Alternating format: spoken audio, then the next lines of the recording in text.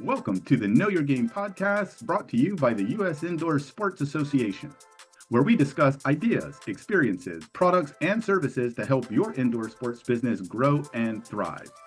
Be sure to like and subscribe if this is your business or you'd like it to be, and join us as we learn. Memberships at US Indoor are just $1 for your first 90 days, so just head to the link below. Now, on to the show.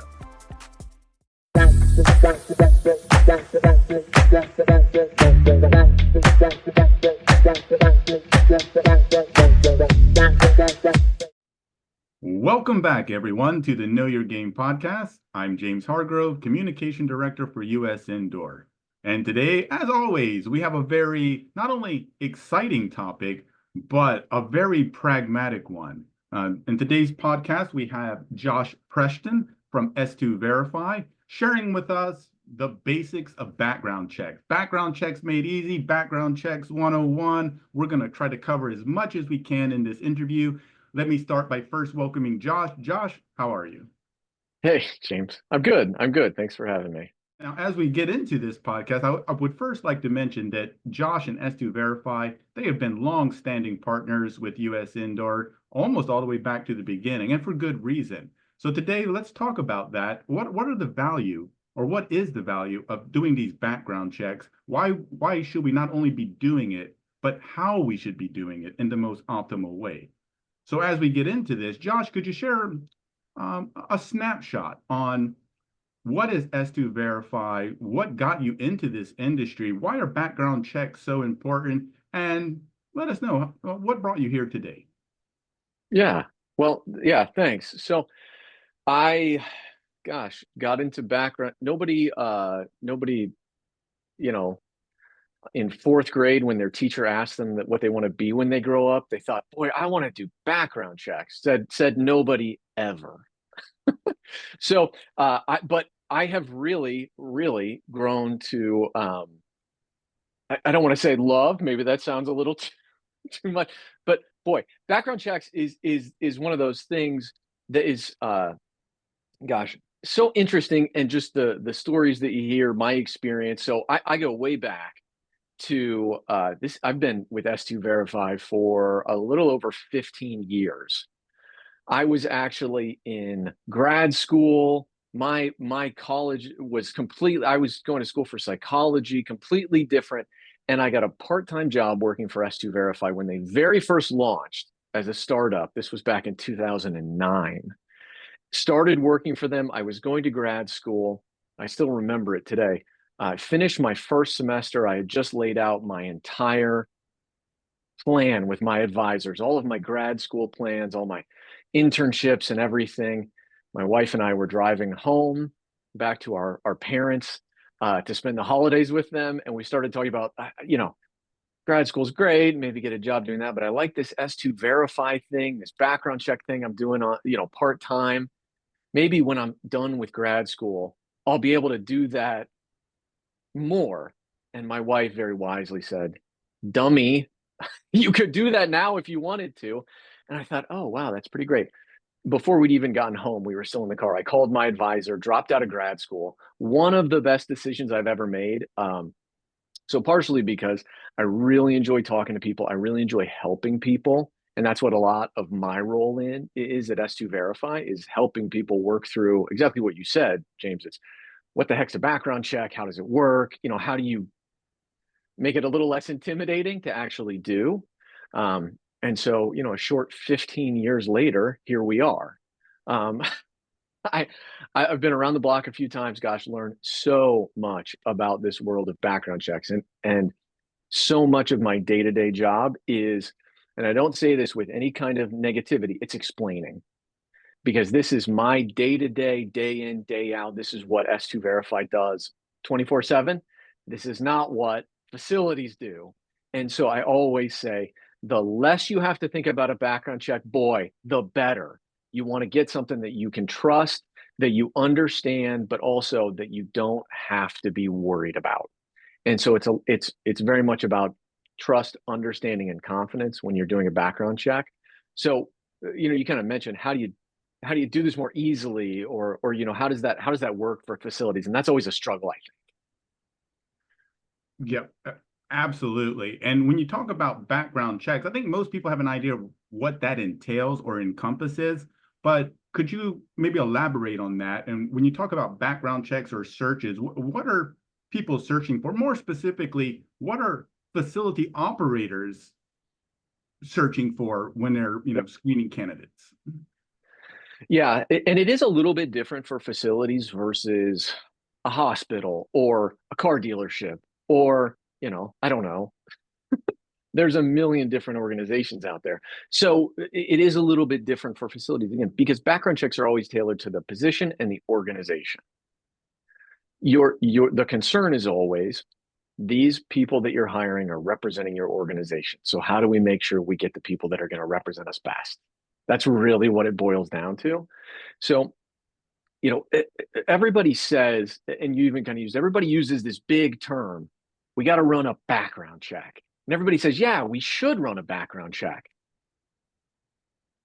And you go, okay, what does that mean? What does that mean to run a background check? Because there's a few different ways you can approach that. So at S2, we really run the full gamut. So you've got everything from database checks, county court checks, state checks, federal district court checks. That's kind of all your criminal searches that you could run, everything that's on the menu. You can do things like credit reports, drug testing, driving history. So pull up somebody's MVR record.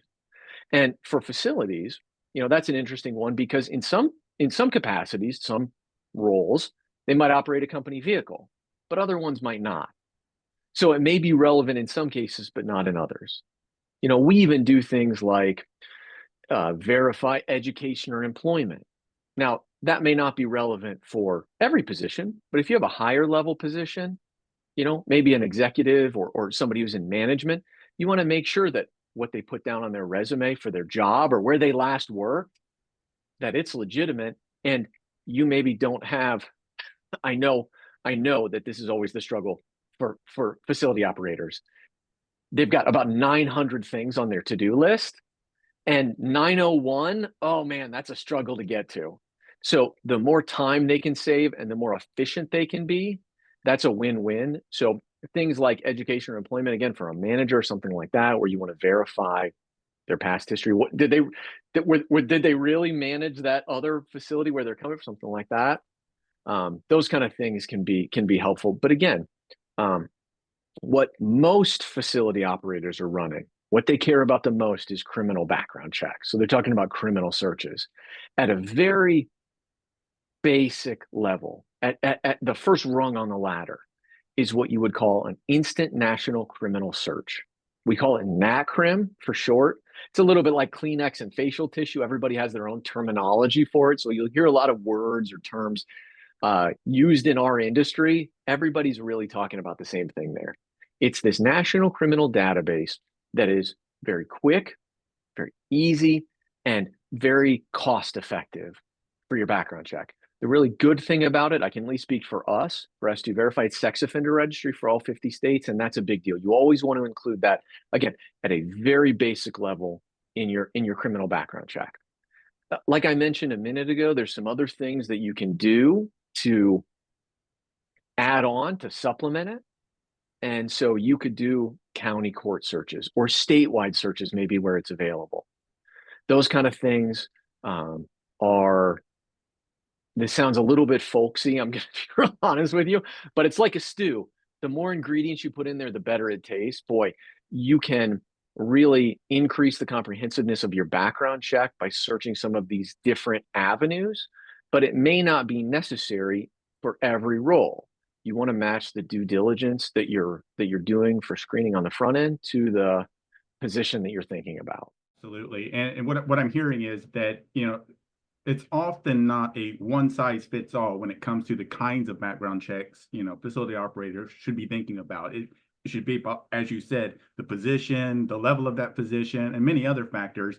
And I assume, correct me if I'm wrong, when you first communicate with a client or a potential client, there's that consultation that comes in at the very front where you ask them these same questions like, what are you hiring for, and what are the the standards that you're trying, et cetera, et cetera. So I would assume there's a pretty heavy consultation piece that goes into every client interaction from the very beginning. Is that correct? Yeah, no, that's actually very true. So again, so much of what I do in my role as an account manager. So I really facilitate clients that are just starting to think about background checks. Hey, we need, again, that big picture. I need to do a background check. Now, what does that mean? Right. So helping them kind of navigate that along with, you know, existing clients where they say, hey, we've got a question about this or that, or should we be thinking about this direction? You know, that kind of best practice recommendations that, again, a team like S2Verify with some industry experience can help. We always want to be careful because we never want to overstep our bounds. We're never the ones telling a facility, hey, this is what you need to run. But we can always help them say, hey, you ought to think about this. If you've got easy one is if you've got somebody driving a company vehicle, boy, I can't tell you what to do, but you ought to think about running a driving history. Make sure they don't have 50 speeding tickets, right? Because if they're you don't want them to be flying down the highway in a company vehicle and now create some kind of a situation for the facility where something that you don't want to have happen and represent the organization does. So those kinds of things, you're absolutely right. Working through, hey, very easy. Again, it can be intimidating when you think about big picture. We got to run a background check, but I work really hard to make it easy. Plain English. What's on the menu? What are some of my options here? And then for this position or that position, you know, what could we do so that we make sure we're doing, this is the easy way to think about it, the doing everything we can with the tools we've got. Nothing's ever perfect. Nothing's ever, you know, nothing's ever foolproof. We know that, but Right. we want to do the best we can with all the tools we've got. And so understanding what tools you've got, that goes a long way in making sure that you're hiring the best people to represent your organization. Yeah, for sure. And in your experience, maybe a short hit list of, I guess, common mistakes you see all the time when you're, consulting these clients in regards to how they run their background checks or how they even think about running background checks. What are some of the most Yeah. common mistakes you run into? Yeah. So the big one we've talked about quite a bit, you know, just thinking about, hey, what kind of positions am I hiring for? And now let me tailor. It's not reinventing the wheel, but let me dial the package in that I'm running if necessary. Let me at least think about if I need to dial in a package to make sure that it speaks to what their roles are. And so I as a facility owner can really feel confident in making a decision that I'm hiring the best person for a job. The other thing is, you know, really like some low level stuff that you don't always think about, but really can make a difference when you go to the actual nuts and bolts of running a background check. So something like making sure all of the information that they provided you on the application is accurate, legible, right? So information like their name, you want to have their legal name, not, hey, my name's Josh, but everybody calls me Bubba, right? You want to make sure you've got the correct information like that, correct date of birth, correct SSN, things like that that are necessary for the background, just the information, making sure that it's legible when you get it from them. And when you actually go to run that, there are some different things, and we might talk about it a little bit, like some of the ways you can avoid some of those pitfalls with technology. But just, you know, if you want to make sure that all the information you're getting is correct, because, and this is something not a lot of people realize, when you're running criminal background checks in the US, the majority, not all, but the majority, the identifiers on the case files, so on the actual court records, is name and date of birth as the primary identifier. So we don't always, and actually in the majority of cases, don't have an SSN, a social security number that you can do a search on. So making sure that the name matches their legal name, that the info is correct, that can have a big impact on the results. And so, you know, really just paying attention to the details when you go to do that. Thinking about the background check you're running, you know, paying attention to the details when you go to run them, that can have a big impact. And I know, I know. Facility operators are busy. They wear a lot of hats, but that's one of those pieces where a little bit of effort on the front end really goes a long way when it comes to running the background. Accuracy, detail. Let's talk compliance. Now, if someone starts to adopt the correct method for running and implementing background checks, I think it's also important for them to understand, maybe not in detail, but some of the compliance issues that go along with it. I'm sure you guys fully support, that approach. So let's begin with, well, facilities. Do they need a policy for background checks? Short answer is yes. So there should be a policy on the HR side that's going to inform their the background checks they're running for the different positions, and then also what to do with the information when they receive it. And so what I mean by that is consistency. Policy should always drive consistency in hiring.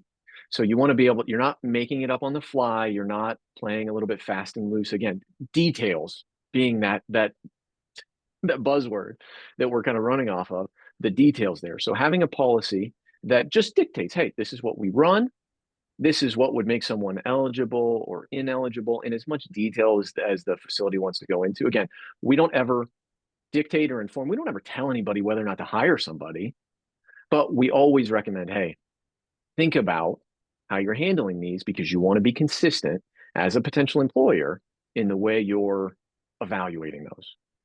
That's really on the front end. So if a client is thinking about starting to do backgrounds, and that's something we see a lot with facilities as they grow. So maybe, they started out small and everybody that worked at the facility was in their family, right? They knew everybody person. So it wasn't a necessity right out of the gate. But then as the facility's grown, now they're got an application, they're doing interviews, things like that. So that's really when you want to think about that, and you don't want to be making it up when there's something to try to navigate. You want to think about it ahead of time and have some policy that dictates, hey, what do we do in these different situations? Sure. And would you suggest to a client adopting background checks formally and having this policy, should there be something on their side for the sake of transparency and for job applicants? So as they're applying for the job, maybe under the job description, something that mentions we do background checks. Is that part of the compliance piece as well, or is it optional? Yeah. So, and James, really, what you're getting at there is a very so we're in a really highly regulated industry, background checks. So we actually get lumped in with banks and financial institutions under what's called the Fair Credit Reporting Act. We call it FCRA for short. So FCRA regulates, again, financial institutions, the banking industry, but we also get background checks kind of get lumped in with them. And so there are certain obligations under Fair Credit Reporting Act that again, legal term, an end user, what I mean by that is a potential employer, right? So somebody who's using a background check to evaluate a potential employee, there's some things that they have to do. So the big one when it comes to compliance is disclosure and authorization. In other terms, consent forms. So you got to exactly what you said. You got to tell the person we're running a background check. We're running it through fill in the blank. Maybe it's S2Verify, maybe it's another vendor, but you have to disclose who's receiving their information, that applicant's information, and they got to then authorize. They have to sign and say, hey, the thing you said you're going to do, I'm okay with that. I'm going to authorize it. You have some other states, and we won't get, and there are 50 states. You've got a lot of variation out there, but I always recommend to facilities as well. There are some states that have some specific disclosures specific to their state that they require. There's some federal disclosures that have to be shown to an applicant, and so making sure that, and again, getting back to the details, making sure that the paperwork is in line so that you've got the green light to run that background check. So much of the trouble that we see in our industry comes out of employers that didn't follow the process correctly for paperwork like that. They didn't have consent. They didn't disclose what was being done. And so, again, we always, we talk about this till we're blue in the face. Compliance. So making sure that they're doing what they need to do. They've got all of their documentation before the background check is ever run. All that needs completed. And again, there are some really cool pieces of technology you can use to automate some of that or make it easier for an applicant to do that. But again, if you're thinking about compliance, big picture, boy, disclosure, authorization, those are two words you need to get really familiar with and make sure that you're not just, hey, I hear this sometimes and we cringe. I wake up in a cold sweat at night thinking about it. Hey, they told me I could run a background check. Okay, let's think about that a little differently, because again, you have to follow the process. It's again, this can all seem a little overwhelming. It's not necessarily, but again, it's the details. You got to make sure that you've got the green light before you ever go to run a background check.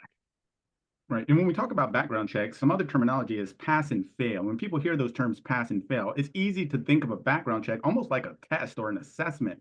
But that's not necessarily the case. This is not like a pass or fail. It's sort of like a sliding scale, fitability of the applicant into your organization based on their background.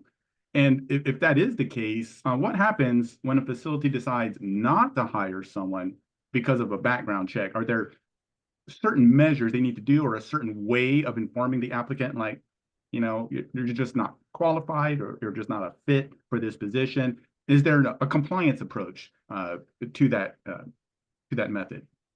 Yeah, absolutely. Absolutely. Again, compliance. This is where we see so many organizations just hit speed bumps in their process. The big one is what we talked about on the front end, disclosure and authorization. The other big trouble spot we see, and we just see it on the news, right, is pre-adverse and adverse action notification. It's exactly what you said. What do you need to do when something comes back on the background that is going to cause you as the potential employer to consider not hiring them? And I'll pause for a quick second because you mentioned something so interesting, and I don't want to just gloss over it. A background check isn't just a yes, no. It's not a pass fail. What you're going to do is you're running your background check and you're going to get back information. So that may be, you get back all kinds of information, but what you're getting back is information from court systems, potentially about criminal records, or maybe in the case of education or financial checks or driving history, but it's information that needs read. And it's not as simple as yes, no. Again, S2Verify or no screening vendor should be telling you whether or not to hire somebody. That's not our job. What our job is to do is find information if there's something that matches your candidate, and then present it to you so you can make a decision. Again, informed by policy that kind of dictates that. You might say, well, they had jaywalking. Okay, well, we're not worried about that, but then fill in the blank. Okay, well, now this really isn't going to fit with our policy and our organization's values, so that's not going to be a good fit. All that being said, pre-adverse and adverse action exists to give use a legal term, a consumer. That's the legal term under that FCRA for the applicant. That's all we're talking about is the applicant. So it gives the applicant the opportunity to dispute something if they think that whatever's on that background check may not be correct. It's pretty rare, at least I can speak from personal experience. It's very rare that something's incorrect, but it does happen, and that's why the process exists. The way that works is a pre-adverse action letter needs to be sent to the candidate, to the applicant, once you get that completed background check back, and if there's something on it that's making you consider not hiring the person, that's going to inform them, says, hey, James, we're really sorry. I'm kind of paraphrasing a little bit, but you say, hey, James, we may not be able to consider you for this background check. Here's who you contact if you want to dispute it. S2Verify all the contact information. It'll have a copy of their background check attached to it. Copy of their rights under Fair Credit Reporting Act, and again, several other disclosures, all the information that's necessary for them to look at that background check and say, you know what? That was dismissed on appeal. I'm making it up here, right? But something was dismissed on appeal and the court clerk never updated it. Well, darn it, now we have an issue. So they're going to reach out to the dispute resolution department at the vendor. For S2Verify, we handle this at a very high priority, obviously, because somebody's trying to get a job. And so we take that really seriously. So they're going to reach out and say, hey, that was dismissed. Give us the details. Legally, there's a pretty lengthy period of time that you're given to resolve that situation. But I can tell you, at least for S2Verify, most of those are same day. We can figure out pretty quickly whether the court clerk, and there's a very well-worn path, a very There's a prescribed process for working with the court to determine that. And again, we work through that at a high priority with every applicant that reaches out. It doesn't happen often, but there are legitimate situations. Again, that's the perfect example. You've got something that was dismissed on appeal, but the court clerk never updated the case file. Well, we want to get that resolved because under the law, that shouldn't be held against the person. So that's why pre-adverse action exists. It gives the candidate the opportunity to dispute something if they want to. Now, let's say they don't have anything to dispute. They say, yep, that was me. I jaywalked. Being sarcastic, but you know what I mean? So they say, yep, that was me. And so adverse action. There are two parts to the process. Pre-adverse says there's something on the background that might impact your employment. Pre-adverse also needs sent if you're not going to hire the person and the determination has been made. You have to wait a certain period of time before you can send out that adverse action letter after you've delivered pre-adverse. You have to give the applicant the opportunity to dispute it if they want to. But assuming nothing's changed, you can send out adverse action that says that job we were considering you for, we've decided not to hire you. Again, should have all the disclosures that are required under Fair Credit Reporting Act. That can be delivered to them in person. It can be mailed out to them. The way that S2Verify's platform and a lot of others does is you can now deliver to them by email. It used to be years and years ago that it had to be mailed. The CFPB is the federal agency that regulates, used to be the FTC, but anyhow, the CFPB, Consumer Financial Protection Bureau, is the agency that regulates our industry. They now allow for you to deliver it electronically. So email is allowed now, finally.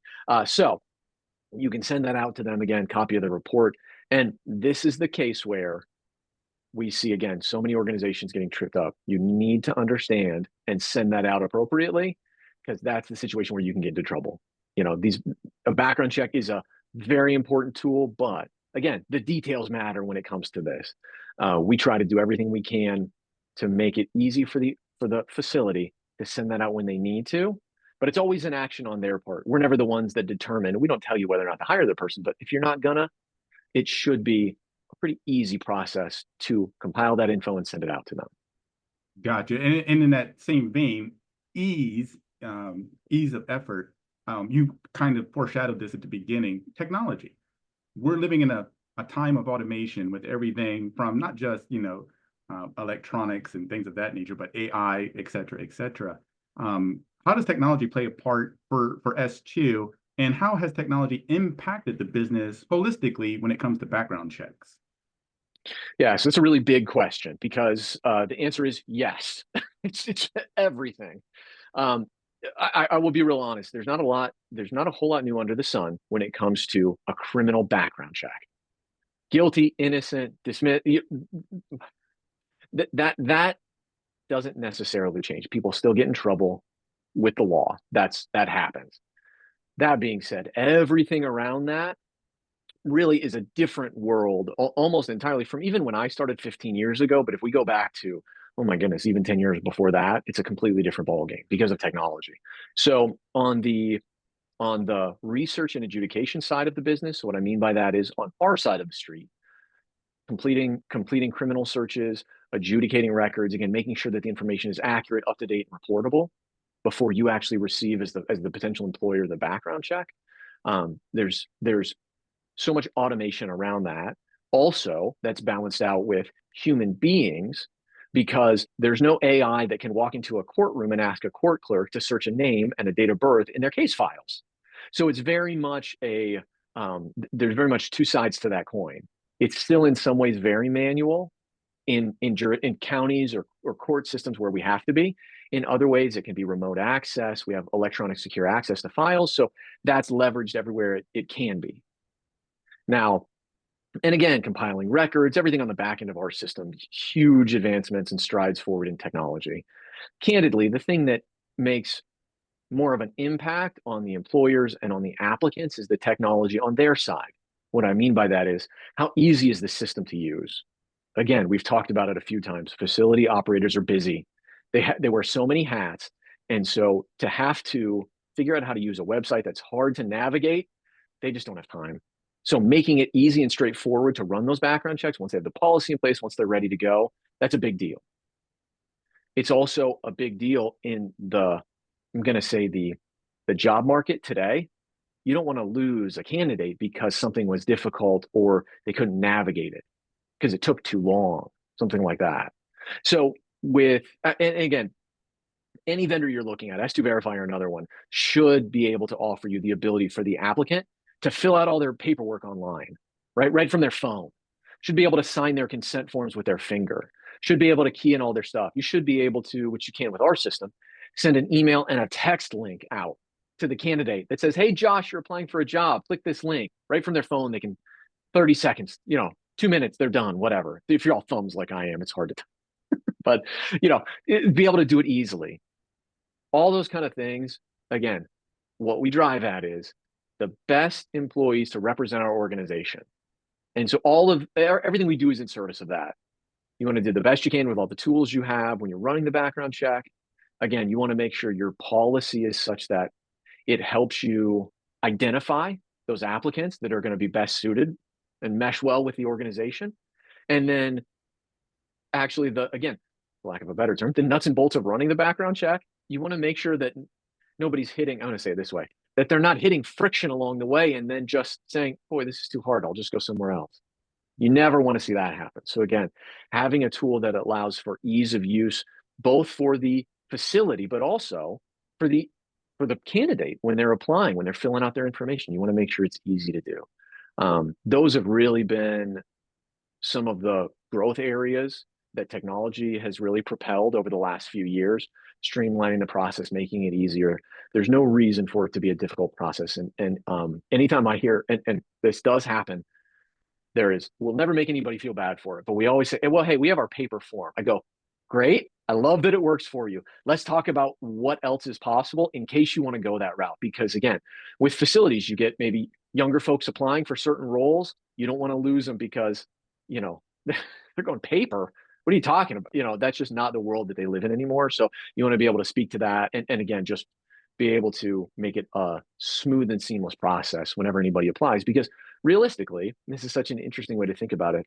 For a lot of organizations, the background check is kind of their first interaction with the organization. And so if it doesn't get off on the right foot, if they go, "Boy, that was a real pain in the butt," now they've got this kind of expectation. They've got this perception of the organization that might not be correct at all. The facility is great to work for. Everybody here has a lot of fun, but boy, if they get off on the wrong foot, that could really have a big impact on their perception. And so that's why something like, you can leverage some things like technology to make it smoother, easier for somebody to apply, easier to get the job, and then get them to work, because ultimately that's what it's all about. Very good. And with that, as we move toward the end of this podcast, I want just to kind of pick your brain. You've been in this industry for, like you said, well over a decade, 15 years or so, and you've seen the evolution from the technological perspective, from maybe even the compliance perspective as well. But as you look forward, let's say the next 3 to 5 years, with the way change is happening so quickly now with everything, what are you seeing on the horizon when it comes to background checks? Yep. So there's kind of thinking about that for a second, there's kind of two places that my mind goes. Part of it is technology. So again, the technology that underlies the research side of things, court access, things that are under the hood, we'll put it that way. So much refinement there, so much opportunity for really for making the process more fluid and making research turnaround times faster, information better, matching details. So all of that under the hood is going to be a big growth area. I also think, again, we've talked about how far that the industry has come in delivering an easy to use, really, and just let me say, for the facilities, but also for the applicants. I don't want to lose that piece. For the facilities and for the applicants, a process that's straightforward, easy to do. But that's going to be something where, again, we still deliver, or you still can deliver the background check request by email. Text is an option. That's, with the proliferation. I mean, the mobile phone. My 7-year-old nephew has a mobile phone. Everybody has a phone. Everybody has a smartphone. So being able to have something that goes out by text, you're going to respond to it quicker. making sure that the process is thoughtful in terms of the workflow they're going through, being able to make it easy. The worst thing you have to do is when you have to fill a form out on your phone, you have to pinch and zoom, right, to be able to read it. So making sure that it's optimized for mobile, but still might be able to work if you've got, an applicant pool that stretches through a few different generations. You want to be able to make sure that you can, somebody that can work just as easily on a desktop as a iPhone, iPad, whatever, Android. So the refinement of that kind of stuff is going to continue to happen because there's no going back in terms of that. So that's going to be a big area. The other direction my mind goes is just in terms of compliance. So compliance legislation from a state and federal level, we see that changing. I don't want to say daily, but it almost feels like that at sometimes. So what's allowed in certain states, what's compliant in certain states, again, changes at the federal level too. So staying up to date, S2Verify is very proactive about informing our clients about changes at the state level, local level, federal level, so that, again, if something is important and is going to change that impacts their world, impacts their background checks, maybe it impacts turnaround time or what's reportable in a particular state, we're really proactive about education in that area. And so I don't know if this is really, I don't know if this is really, an area that's gonna expand or anything. But just the thing you got to watch, the space you got to watch is legislation and compliance. You want to make sure that again, as some of these states put different rules and regulations in place, you're staying up to date just to make sure that again, at the end of the day, your background check company is doing what you need to do, and you're doing what you need to do when you're doing these backgrounds. Great. And I appreciate your diplomacy. Whenever you talk about your services, you make it a point to say, even if you don't go with S2, these providers should be doing this. But I think it's only fair to put the shine directly back on you and S2 Verify. What's the best way for someone to reach you? Who should they reach out to? Would it be you directly from S2? Is there someone in particular? I'll put their email on the screen as you share this, but kind of walk the audience through for those who are interested. Who would they reach out to and how to get this process started? Yeah. So the good news or the bad news, James, I don't know which it is. It is me. So I am the dedicated rep for US Indoor here at S2Verify. So for all of our work with US Indoor, and it goes back years and years, I am the dedicated point of contact. Now, I'm not the only person in our office. I'm not the only person on the team. So obviously, we have a very deep bench on the sales side of things, on the account management side of things to support our clients. We also have customer service, research, adjudication, et cetera, et cetera. So I'm not, I don't want you to give the impression that it's a one-man shop by any means, believe me. But that being said, in terms of a single point of contact, it absolutely is me. So for instance, you can always catch me. Maybe I'm recording a podcast like I am today, or in a meeting or something like that, talking to a client about some of the things that we've talked about today. But you can always reach out to me over the phone and I'll always get back to you. It's 770-649-8282. That's our main number. Our hub is Atlanta. So we're a little north in Alpharetta, and my extension in my office is 1022. You can always send me an email too. So I'm joshua.preston@s2verify.com. Reach out to me if you have questions. And again, I am diplomatic about it because I'm going to be really honest with you. I don't ever talk negatively about any other screening vendors. There are a lot of good vendors out there. My goal is always to help clients think more critically, or really anybody, employers will say, because maybe they don't become a client, although quite a few of them do. But anyhow, so for employers, think critically about what you're doing. Does your screening vendor check all the boxes for you? Here's a big one. Are they PBSA certified? So I know it's so many acronyms when it comes to our industry, but PBSA is the Professional Background Screening Association. They're the ones that they're the gold standard for accreditation in our industry. Ask them. Oh, well, maybe they'll say, well, we follow their guidelines. No. Are you accredited? Are you PBSA accredited? That kind of thing matters because it goes to all the things we've talked about: technology, compliance, but also doing, what they said they're going to do from a screening perspective the right way. Always think about that. If you want to talk to me more, I'd be happy to. If you're thinking about how can I start a background check program, or how can I improve my background check program? There are so many facilities that know, hey, we need to run a background check. We do run a background check, but been listening to Josh talk, and I'm thinking some of this stuff we're not doing. Well, let's talk about what we could do for you. I mean, that's so much of what we do is helping. Again, it's all about how do we hire the best people to represent our organization and then do what we actually love and not spend our whole day thinking about background checks. That's the driving force behind all of it. So whatever we can do to help you there, give us a call, send us an email. We're happy to help. And like I said, we partnered with US Indoor for many, many years and really love talking to facilities and helping them out. I mean, it's just that's a cool part of our day when we get to help facilities out with this kind of stuff. Well, there you go, folks. Now you know how to get in touch and who to get in touch with. I hope you take advantage of that. We've dedicated an entire webpage on our site for S2Verify. I'll put the link in the description so people can find out more beyond the podcast. I would like to thank Josh for doing this, and of course the S2 team for supporting their efforts and their longstanding efforts with US Indoor. Josh, it's been great having you. Can't wait for the next one potentially, and hope to see you at our conference. And I want to big thanks to you for participating in this podcast. Yeah, James, thanks so much. This is a lot of fun. I really enjoyed it. So thank you.